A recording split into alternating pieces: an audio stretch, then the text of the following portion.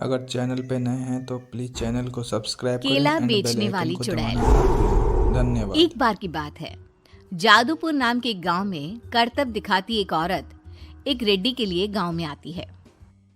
आइए आइए मेहरबान कदरदान, खाइए रोहड़ा के ताजे ताजे केले। कभी खाए नहीं होंगे ऐसे केले। पीले पीले केले खाइए।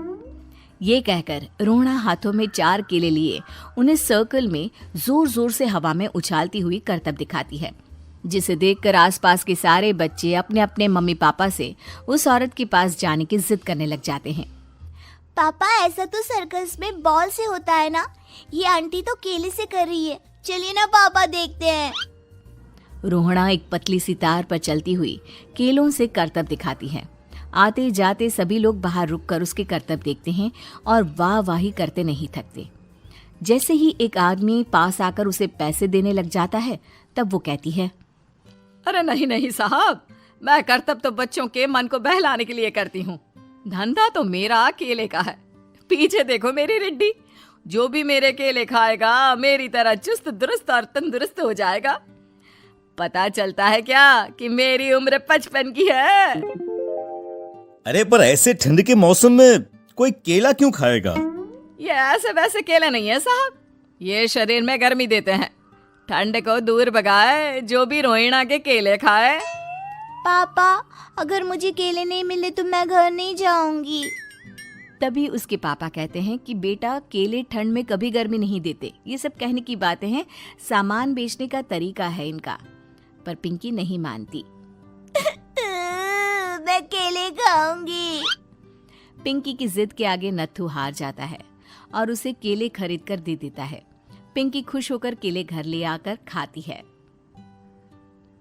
अब मैं भी करतब करूंगी, कितना मजा आएगा। जादुई केले। पिंकी पहला केला खत्म भी नहीं करती कि वो बेहोश हो जाती है। दूसरे केले से एक काला धुआं आता है और रोहना चुड़ैल बनकर बाहर निकल आती है। मेरे भूतिया केले बच्चे न खाए, ऐसा हो ही नहीं सकता। जादूपुर वालों, कब तक बचोगे?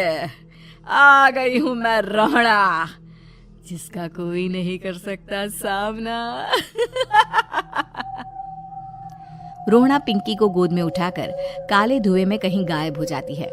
शाम के वक्त नत्थू घर लौटता है और पिंकी को घर में ना पाकर उसकी माँ से कहता है, माँ पिंकी कहाँ है? अरे बेटा, उसे तो तू सुबह करतब दिखाने ले गया था ना, फिर कहाँ वापस आए तुम दोनों? मुझे लगा तू उसे अपने साथ मंडी ले गया होगा। हे भगवान, मेरी बच्ची कहाँ गई? मैं उसे घर ही तो छोड़कर गया था माँ।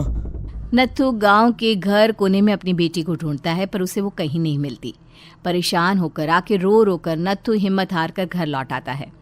अगली सुबह रोहना फिर से करतब दिखाने आती है और इस बार पिंकी की तरह रोनी केले खरीद लेता है। 50 रुपए दिए थे पापा ने, सारे पैसों की मैंने केले खरीद लिए हैं। अब मैं भी आंटी की तरह ही करतबबाज बन जाऊंगा।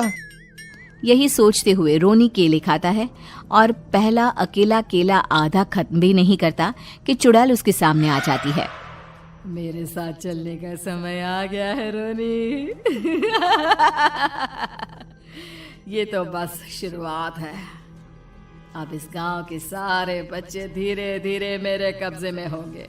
एक बच्चा भी नहीं बचेगा।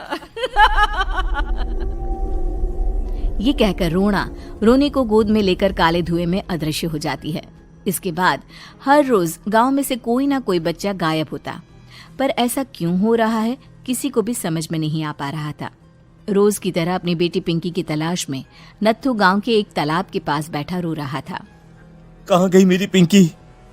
शकुंतला के जाने के बाद एक वही तो मेरा सहारा थी।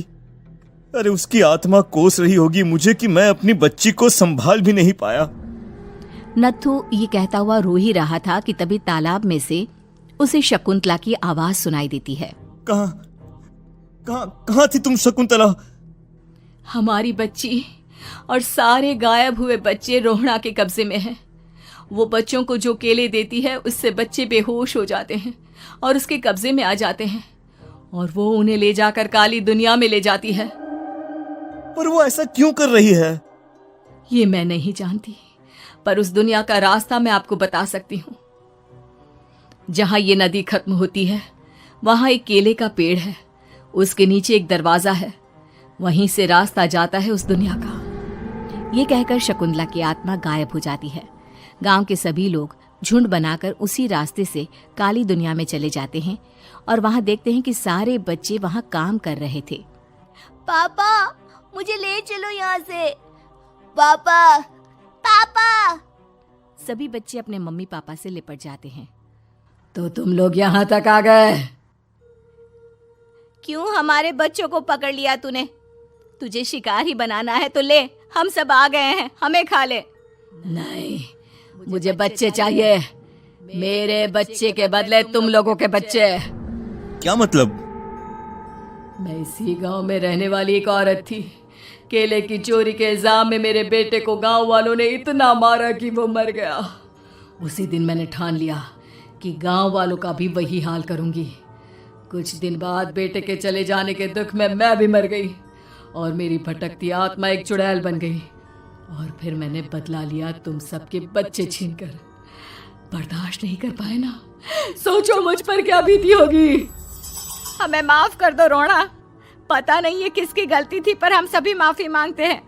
हमारी खुशियां लौटा दो, तुम भी तो एक माँ हो। गांव वालों की बात सुनकर रोना का मन पिघल जाता है और वो बच्चों को छोड़ देती है। उसके बाद काली दुनिया बच्चों के लिए जादुई दुनिया बन जाती है। अब कोई भी कभी भी वहां आ जा सकता था।